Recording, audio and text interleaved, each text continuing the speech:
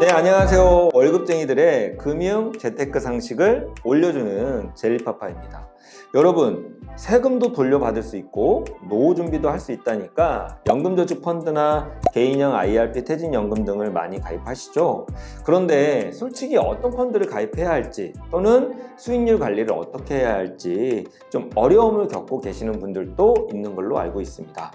물론 잘 아시는 분들도 계시겠지만요, 오늘 이 영상은 이러한 어려움을 겪는 분들을 위해서 준비를 해봤습니다.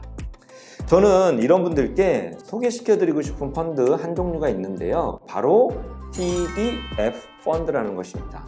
연금저축 계좌와 IRP 퇴직연금 계좌에 모두 편입할 수 있고요, 웬만한 자산운용사에서는 모두 TDF 펀드를 출시하고 있습니다. 그래서 오늘은 TDF 펀드와 일반 주식형 펀드와의 차이점을 아주 극명하게 이해할 수 있도록 수익률 차트를 통해서 비교 설명을 드릴 거고요, 그리고 난 다음에 이 상품의 장점을 설명을 드리도록 하겠습니다.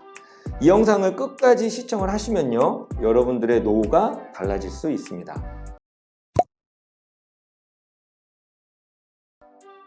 총 2개의 일반 주식형 펀드와 TDF 펀드의 수익률을 이렇게 비교해 볼 건데요. 첫 번째 펀드는 대표적인 성장주 내비게이터 펀드이고요. 두 번째 펀드는 대표적인 가치주 신형 마라톤 펀드입니다. 이 2개의 펀드와 함께 TDF 펀드를 비교해 보겠습니다. 먼저 비교 대상 펀드인 내비게이터와 신형 마라톤 펀드의 수익률을 하나의 차트에 그려볼 건데요. 이 두 펀드의 수익률을 한 차트에 그려보면 이러한 모습이 됩니다. 투자 기간은 2016년 4월 21일부터 21년 6월 21일까지입니다. 파란색이 성장주인 내비게이터, 노란색이 가치주인 신형 마라톤 펀드입니다. 이렇게 두 펀드를 하나의 차트에 그려보니까 두 펀드의 차이점이 어느 정도 알 수 있으시겠죠? 노란색 점선인 신형 마라톤 펀드는 가치주 펀드이다 보니까 떨어질 때 성장주보다 좀 덜 떨어지고 올라갈 때 조금 더디게 올라가는 성향이 있습니다. 그러니까 가치주 펀드가 조금 더 성장주에 비해서 안정적이다라고 볼 수 있겠습니다. 자, 그런데 여기서 한 가지 의문점이 듭니다. 이 두 비교 펀드 모두 2018년에서 2020년 3월 정도까지 지속적으로 하락하여 투자 시점 대비 마이너스 40%대까지 하락하였습니다. 그러니까 나의 투자 원금이 거의 반토막 나기 직전인데 과연 이 펀드를 계속 들고 있는 분들이 몇이나 될까요? 중도에 포기하고 환매하고 싶다는 생각이 들지 않을까요? 또는 은퇴 시점에 이런 상황이 나에게 벌어진다면 어떨까요? 와, 생각만 해도 끔찍합니다. 자, 그렇다면 TDF 펀드의 수익률 모습은 어떨까요? 설정된 지 가장 오래된 삼성 한국형 TDF 2045 펀드를 선택해서 차트에 함께 그려보겠습니다. 붉은색 실선이 TDF 펀드 수익률 그래프입니다. 모습이 어떤가요? 수익률 차이가 극명하게 보이지 않나요? 상승장에서는 큰 출렁임 없이 꾸준히 상승을 하는 모습이고요.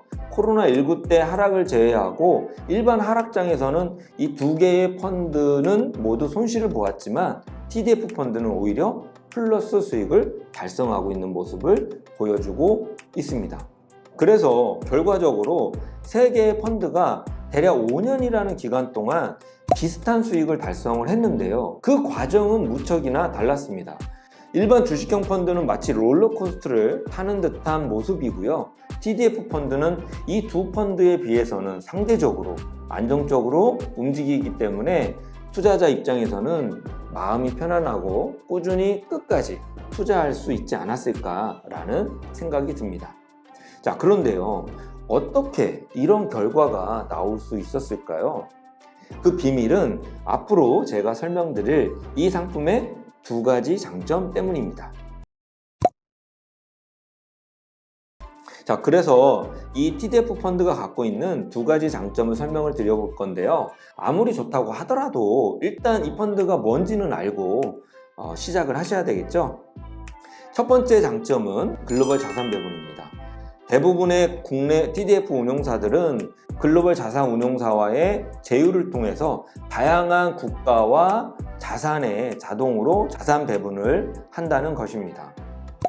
보시는 바와 같이 불안한 국내 시장에만 투자를 하는 것이 아니라 미국 49%, 서유럽 국가의 28%, 아시아 태평양 국가의 13% 등 이렇게 다양한 국가와 자산별로 자산 배분을 하기 때문에 국내 시장이 좋지 않을 때도 손실을 만회할 수 있다는 장점이 생길 수 있습니다. 자, 두 번째 장점은요, 주식과 채권의 리밸런싱인데요.